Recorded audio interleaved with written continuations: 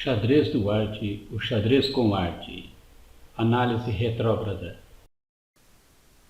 Vamos ver hoje um mistério digno de Sherlock Holmes. Muito elementar, meu caro Watson. Raymond Smullyan escreveu esse livro muito interessante a respeito da análise retrógrada no xadrez. Análise retrógrada? O que seria isso? Bem, a partir de uma determinada posição, tentaremos descobrir os lances antecedentes que permitiram chegar à posição ora examinada. É um belo exercício de lógica e raciocínio. Na capa do seu livro, ele coloca esse exemplo e anuncia: o último lance foi das negras, Watson. Qual foi o lance? E ainda mais, qual foi o último lance das brancas? Vamos botar a cabeça para funcionar. Pare o vídeo para não perder a graça. Gaste 1 minuto ou 2 para sintonizar seus neurônios. Se você desvendou o mistério, meus parabéns.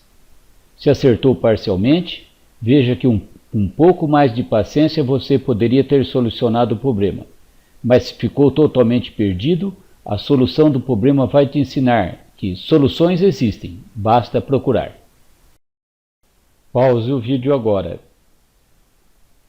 Se a última peça movida foi o rei negro que está em A8, então ele só poderia ter vindo de A7, certo? Pois ele não poderia estar nas casas B7 ou B8, já que o rei branco está em C8.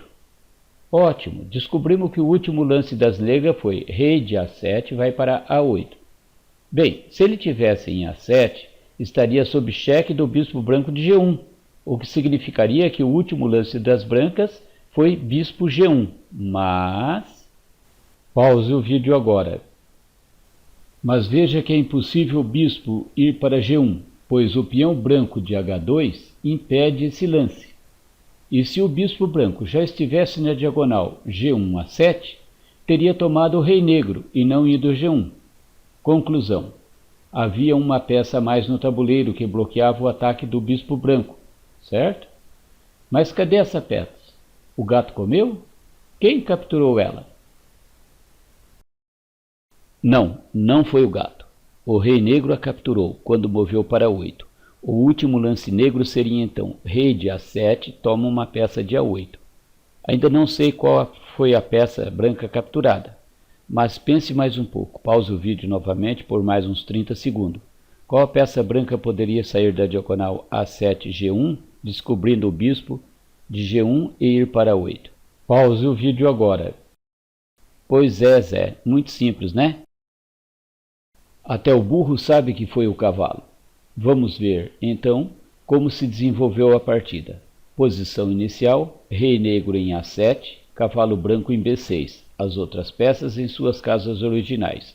Aí seguiu, cavalo de B6 vai para A8, cheque descoberto, rei de A7 toma cavalo de A8, segredo desvendado.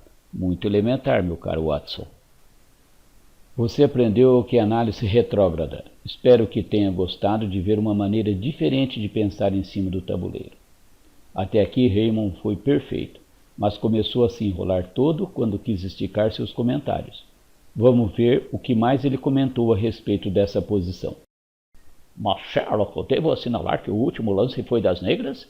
Sim, Watson, pois se o último lance fosse das brancas, poderíamos imaginar que havia um peão na 7ª fila da coluna G, que acabou de ser promovido a bispo, logo após o rei negro ter ido para A8, que resultaria no diagrama inicial do nosso enigma. Isto tudo está em seu livro. Vamos às minhas considerações. Um peão na casa marcada com X poderia ser promovido a bispo, permitindo chegar à posição inicial? O autor, Raymond, quis dar uma de Sherlock. Usou o exemplo para ilustrar a capa do seu livro, mas não foi capaz de atentar a todos os detalhes. Esqueceu que o peão só anda em frente e é promovido quando chegar à 8ª fila. Sentou na boneca.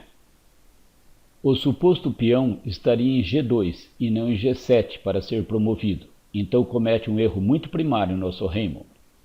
Segundo, teremos que girar o tabuleiro e apagar as coordenadas, pois mesmo girando não daria certo, devemos transmudar a peça para adaptar seu comentário infeliz.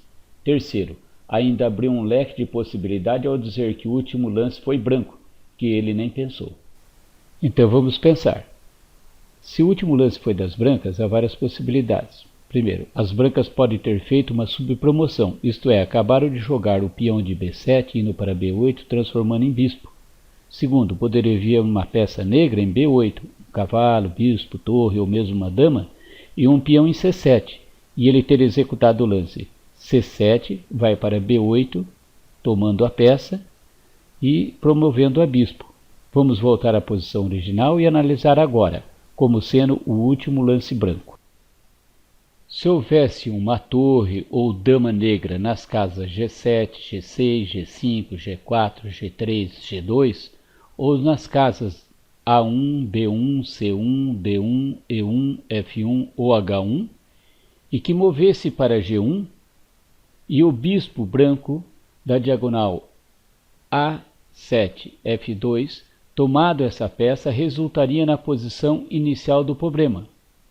Logicamente que a dama não poderia estar em G4, pois colocaria o rei branco em xeque, e nem a torre ou a dama poderiam estar na casa C1 pela mesma razão, a não ser que o bispo estivesse na casa C5, que bloquearia o xeque.